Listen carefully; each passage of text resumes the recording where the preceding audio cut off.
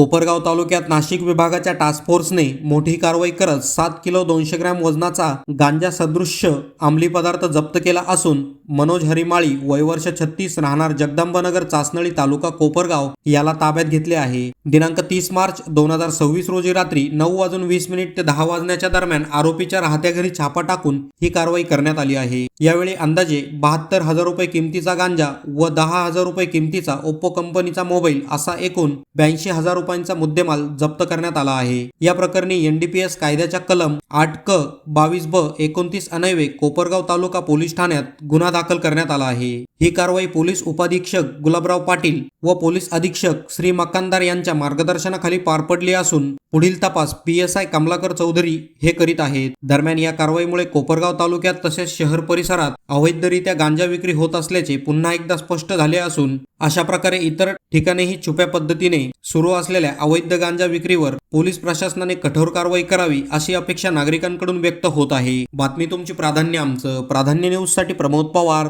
Kopargaon.